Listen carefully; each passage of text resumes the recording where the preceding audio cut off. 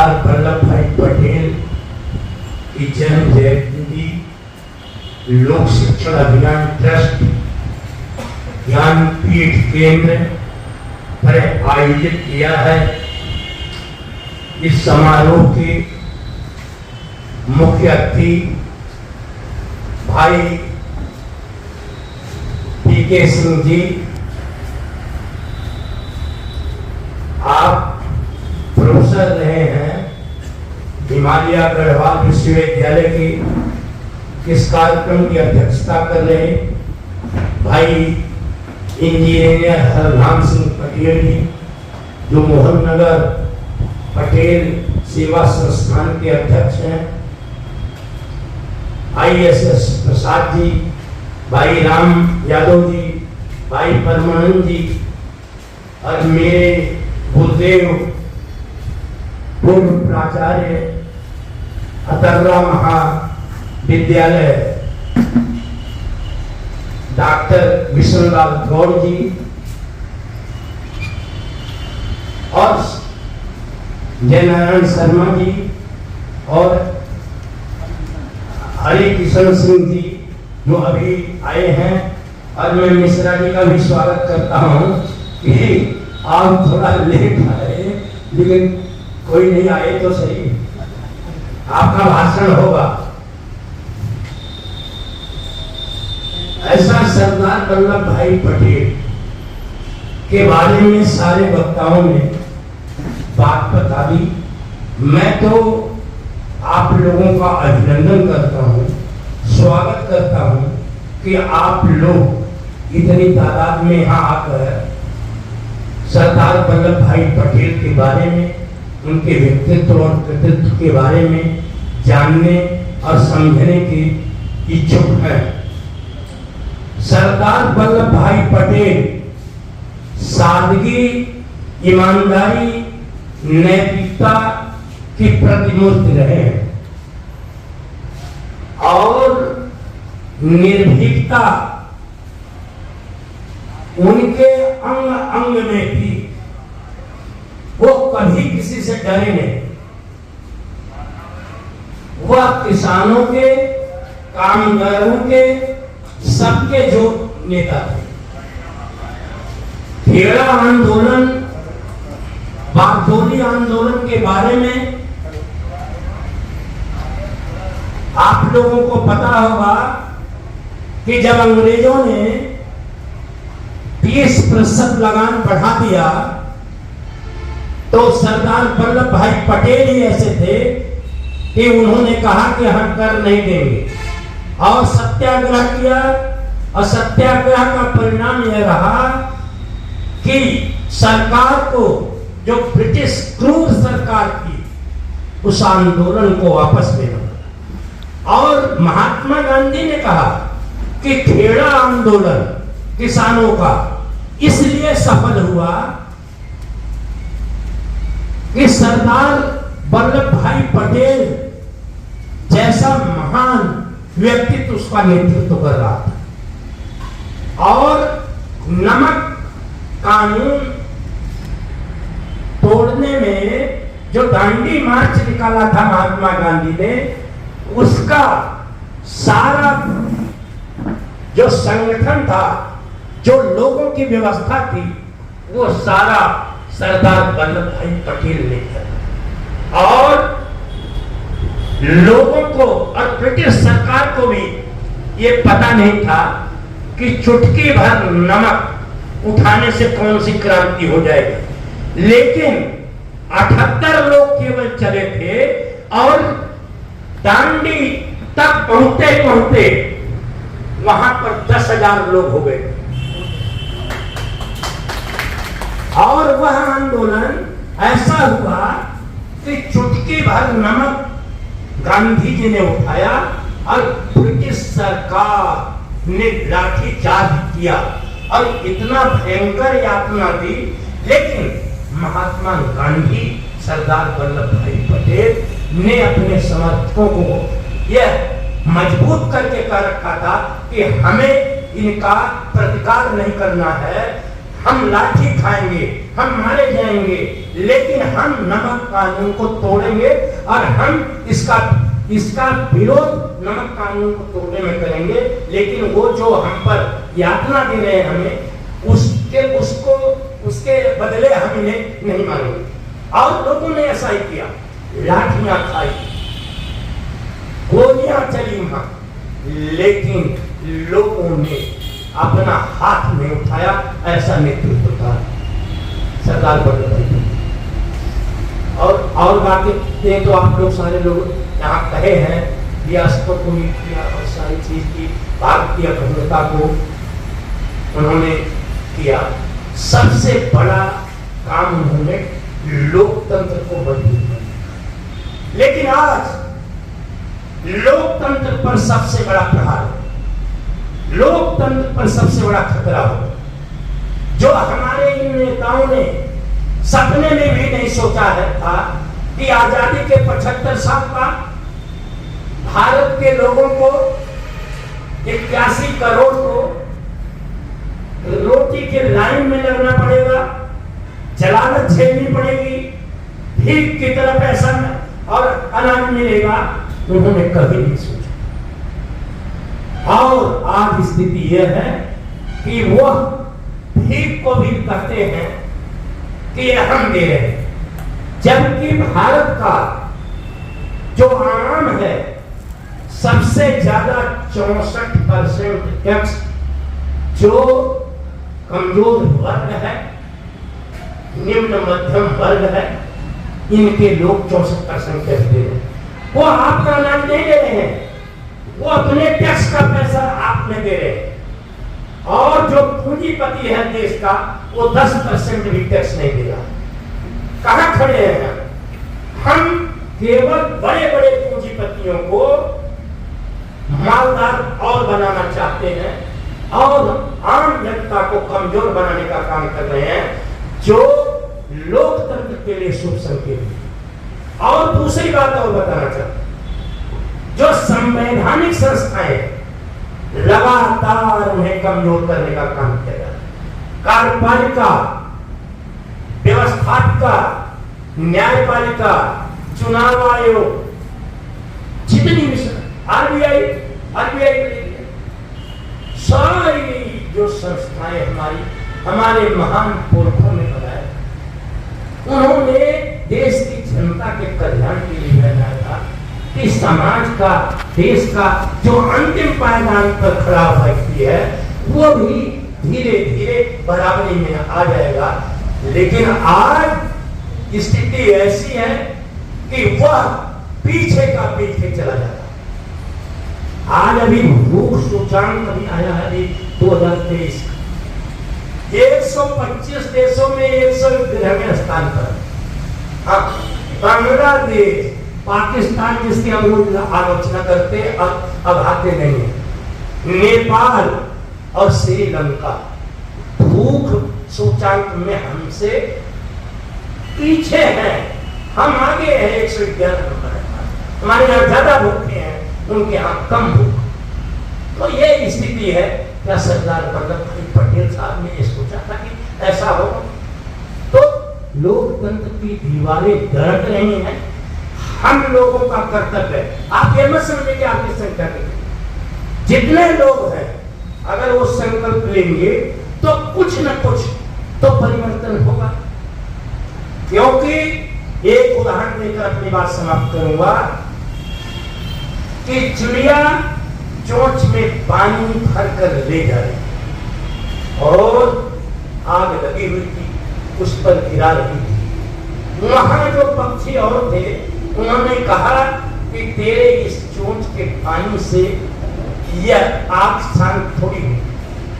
चिड़िया ने जो जवाब दिया वही हमारा जवाब है। उसने कहा कि जब इतिहास लिखा जाएगा तो मेरा नाम आग बुझाने वालों में लिखा जाएगा, आग लगाने वालों में नहीं लिखा जाएगा। इसलिए हमारा कर्तव्य है कि जो धार्मिक खंड फैल रहा, जो जातिवादी राजनीति चल रही है, जो लगातार लोगों को मानसिक गुलाम बनाया जा रहा है, उस गुलामी से निकालने के लिए हम जितना भी प्रयास करें वह ही सरदार वल्लभ भाई पटेल जी के लिए असली श्रद्धांजलि होगी कि इन लोगों ने जो सपना देखा था आज साकार होता। आप तो बड़े बैरिस्टर थे और वकालत कर रहे थे और ज्यादा फौजदारी के मुकदमे लेते थे। फौजदारी में एक अभियुक्त था, उसका मुकदमा लगा हुआ और इनकी ये बहस कर रहे थे जज के सामने और इनके पास एक कार आया और देखा और अंदर और बहस करते रहे। इनके दोस्त ने बाद में बहस जब समाप्त हुई और वो बरी हो गया उस केस में, तो उसने पूछा कि वो तार कौन था क्या? उसने कहा मेरी पत्नी की मृत्यु निधन हो गया। उसने कहा तो आपको तो पहले उसे देखना चाहिए था। उसने कहा देखिए सरदार पटेल बड़े लोग, सरदार वल्लभ भाई पटेल ने कहा कि पत्नी तो चली गई लेकिन इसे ये भी चला जाता, अगर मैं अपने कर्तव्य का निर्वहन नहीं करता तो ये भी चला जाता, इसलिए मुझे पहले अपने कर्तव्य का निर्वहन करना। तो मेरे साथियों और मेरे बड़े लोगों, हमें जो कर्तव्य है हमारा उसको करना है। यही सरदार वल्लभ भाई पटेल की सच्ची श्रद्धांजलि हो। बहुत बहुत धन्यवाद करता हूँ। ये डिग्री किसान मूवमेंट से ही किसान के बेटे ने हासिल की थी, आपको ध्यान रखिए। ये ऐसे नहीं था मामला। खेड़ा आंदोलन बताया रामदुलार जी ने, बारदोली आंदोलन बता दिया रामदुलार जी ने। भाई साहब किसान में और वकील में और गुरु जी में हम जैसों में बड़ा फर्क होता है। किसान अपन होता है, दो बैलों के कंधे पर हर रखकर चलता है किसान, इतने पर भी उसके हर की जो लाइन पड़ती है जिसे भूर कहते हैं वो 90 डिग्री का होता है, उसमें टेढ़ नहीं आया करती है। हमारी बातों में टेढ़ होगी, मंदिर के पुजारी की बातों में टेढ़ होगी, किसान की लाइन में टेढ़ नहीं हुआ करती है। तो हमारे जो वल्लभ भाई पटेल थे वो सरदार किसानों से पैदा हुए। एक दिन वो था कि किसानों के आंदोलन ने अंग्रेज को हिला कर रख दिया। एक दिन वो था कि गांधी जैसे महात्मा को सरदार कहकर आजाद करना पड़ा किसान के बेटे को। और आज आजाद भारत है कि 13 महीने सड़क पर किसान पड़ा रहा, कोई सुध ही नहीं उसकी। क्यों नहीं सुध? कि आज वल्लभ भाई पटेल जैसा किसान नहीं रह गया था। आज वो किसान नहीं रह गया इस देश के अंदर। अब मामला बहुत बिगड़ गया है, इसमें किसी एक का दोष नहीं है। कभी कभी क्या लगता है रामदुलार जी जैसा भाषण करें तो लोगों को कभी कभी पछताना लग जाता है, ऐसा छूता हुआ लग सकता है जैसे ये धर्म विरोधी बात है। और आज जयनारायण जी ने बहुत सारे फन्ने ऐसे बोल दिए थे, उसी में वकालत नहीं करना चाहता।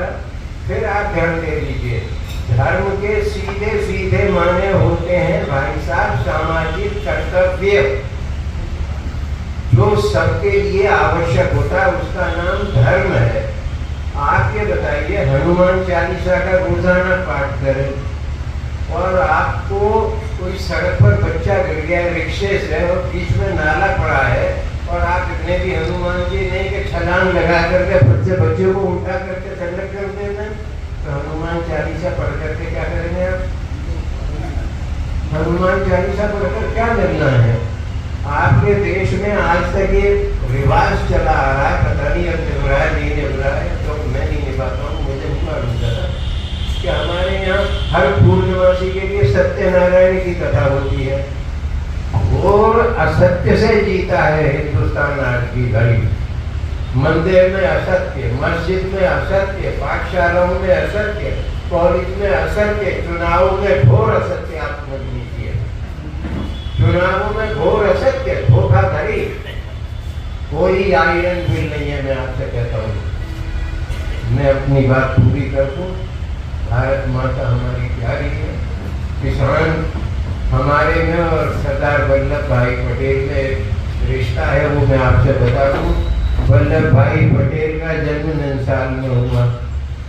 मैं जो अध्यापक गुरुजी आपके सामने खड़ा हूँ, मेरा जन्म मेरे गांव में नंसाल में हुआ। जिस तरह से मर गिर करके उन्होंने एजुकेशन पाई, हमने भी एजुकेशन पाई। मैं आपसे ये बताऊं, अभी इन्होंने हमारा परिचय दिया, राम दुलार जी ने, अमुक कॉलेज के बहुत बड़े प्राचार्य। मैं आपसे ये बता दूं, मैं बहुत नामी गामी प्राचार्य रहा हूँ, ये बात सच है, बहुत सच है। पर वो रहे हम इसलिए हैं कि हमने राम दुलार जैसों को पैदा किया भाई साहब। हम तो इसीलिए रहे, आपसे बताते हैं। हम प्रिंसिपल रहे और उस जिले में रहे जिसको बांदा कहते हैं, और बांदा वो जिला है जिसने शिव कुमार ददुआ जैसा डाकू पैदा किया, ठीक है ना। और हम गांव की औलाद थे, हम किसान की औलाद थे। हमने 26 जनवरी को जब पहली बार झंडा वहां फहराया तो हमने अपनी तकरीर में कहा कि ये प्राचार्य कौन ऐलान कर रहा है कि शिव कुमार ददुआ का बेटा जिस दिन अतर्रा कॉलेज के प्राचार्य के कॉलेज में एडमिशन पा जाएगा तो वो ददुआ का नहीं रह जाएगा। वो ददुआ डाकू का बेटा नहीं होगा, प्राचार्य गौर का और उसके प्रोफेसर का बेटा कहलाएगा। उस दिन से दूसरी घोषणा की थी कि जब तक प्राचार्य की कुर्सी पर ये किसान का पैदा हुआ वल्लभ भाई पटेल का उत्तराधिकारी बैठा हुआ है, गरीब की औलाद यहाँ पैसे की वजह से, निर्धनता की वजह से एडमिशन पाने से वंचित कभी नहीं रह सकेगी और नहीं रहने की। हमने आपको बताते हैं, हम पहुंचे थे तो हमारे 20 विद्यार्थी ब्लैक लिस्ट थे। हमने देखा प्राचार्य के रूप में हम तो गुरुजी बने हैं व्हाइट करने के लिए, ये ब्लैक लिस्ट आगे आते ही हाथ कुर्सी पर बैठते ही विद्यार्थियों की ब्लैक लिस्ट आ गई डीएम एडमिनिस्ट्रेशन से। हमने तुरंत अपने चीफ प्रोक्टर से कहा कि यार हमारे पास कोई गाड़ी वाड़ी नहीं की, रिक्शे से चलते थे। हमने कहा किराए पर जीप मंगवाओ, जरा गेंद आपको लेना। गए, रास्ते में एसपी का वो पड़ गया ऑफिस, तो हमारे चीफ प्रोक्टर आर.डी. यादव जैसे मिजाज के थे। उन्होंने कहा सर ये जो एसपी साहब आए हैं, नए नए आए हैं, और कई लोगों ने मुझसे कहा है कि ये जो आपका अखबार में नाम आता रहता है प्राचार्य गौर, कि यार ये गौर जी कौन है, ये गौर जी नहीं हमारे को नहीं, हम मिलना चाहते हैं। तो सर जरा पहले एसएसपी की तरफ से गाड़ी निकालते हैं। मैं आपसे बताऊँ, उन्होंने मुझे पुलिस में मिलने की ट्रेनिंग मिली थी, खास बस में प्राचार्य बन गया था, यूं समझ लीजिए अपनी किसी तरह मैं।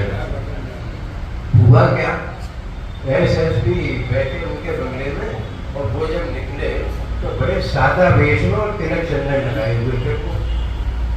देखते ही बोले कि गौर साहब आप आश्चर्य मत करिए ना, आप मुझे देखे हैं कभी ना, मैंने आपको देखा है। तो हम मुस्कुरा करके उत्तर किया, हम इसका क्या उत्तर देंगे। बोले आश्चर्य मत पड़िए, देखिए आप एलआर कॉलेज में प्रोफेसर रहे, संस्कृत के आप अच्छे चर्चा में आए हुए लोग थे। हम वर्धमान कॉलेज बिजनौर में फिजिक्स के प्रोफेसर थे, उस कॉलेज में अक्सर आपकी चर्चा होती थी। हमने सोचा है त्रिवेदी चतुर्वेदी और त्रिवेदी जी का इलाका है, या गौर साहब कहाँ से आ गए तो हो सकता है ये हमारे ही गौर साहब होंगे। पर ये बात थी, तो एकदम से पूछा आप किस लिए आए हैं। मैंने कुछ नहीं, सीधा एक क्वेश्चन बता दिया कि हमारे को पता नहीं मामला क्या था, पर हमारे 20 बच्चे कॉलेज के ब्लैक लिस्ट है। वो लिस्ट हमारी देखा, बोले बहुत सारी एडमिनिस्ट्रेशन की ओर से ब्लैक लिस्ट है। तो हमने कहा ब्लैक लिस्ट है तभी तो प्राचार्य को आना पड़ा है, अगर ये व्हाइट लिस्ट होते तो क्यों आते प्राचार्य, तभी ना आना पड़ा है हमको। बोले आप क्या कहना चाहते हैं।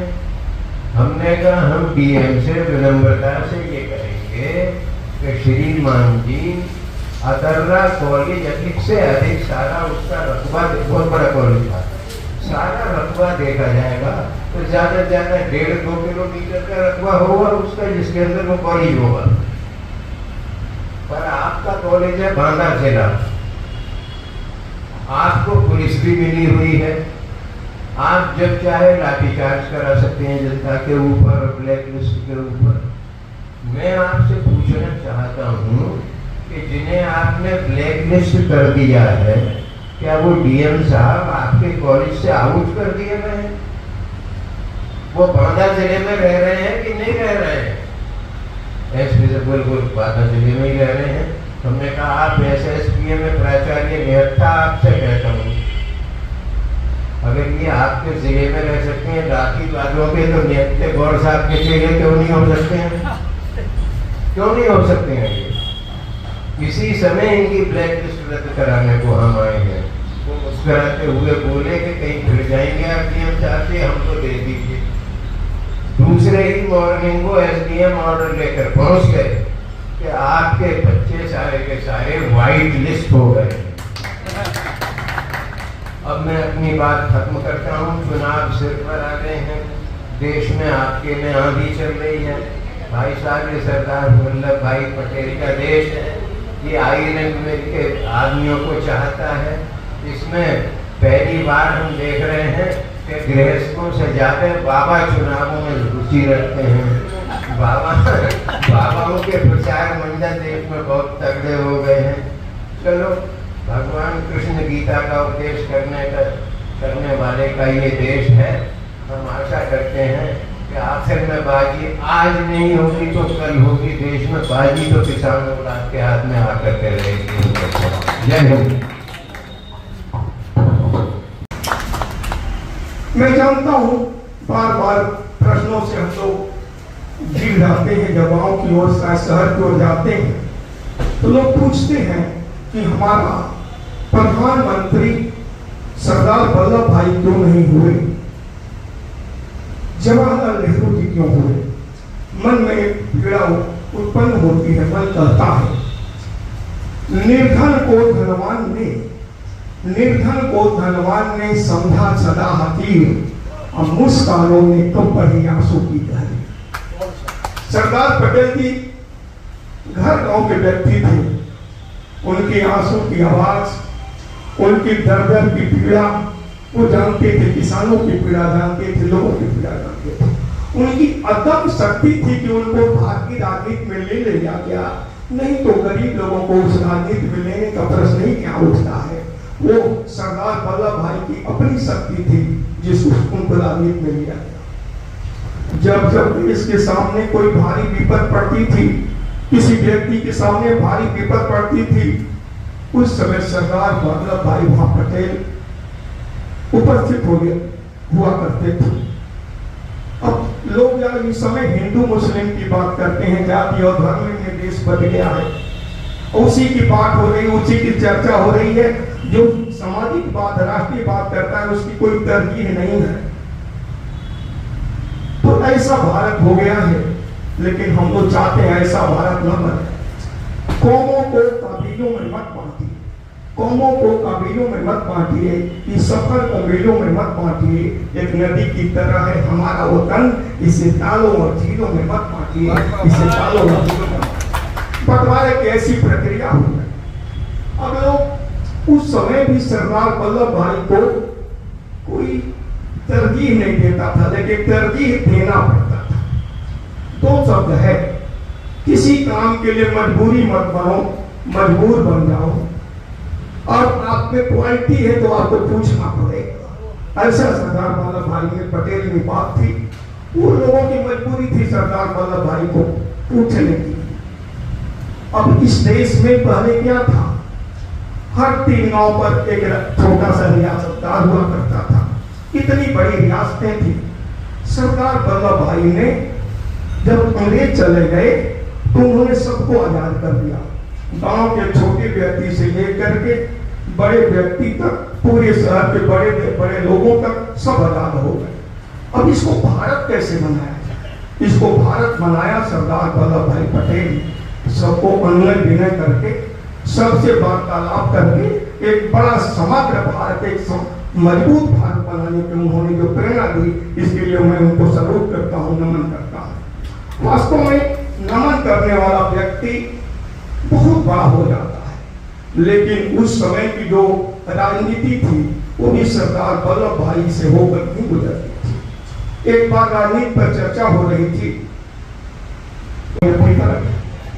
परिंदा हूँ ये फितरत है मेरा उड़ना नहीं चाहता, परिंदा हूँ ये फितरत है मेरा उड़ना नहीं चाहता, धरा पर हाथ हो जाता हूँ मगर उठना नहीं आता। वो कह सकते थे, वो रोज चलते रहते थे, रोज उनके मन में कोई क्रांति होती थी। आज बच्चा सो रहा है, मुझे आराम करना है, मुझे फिल्म देखना है।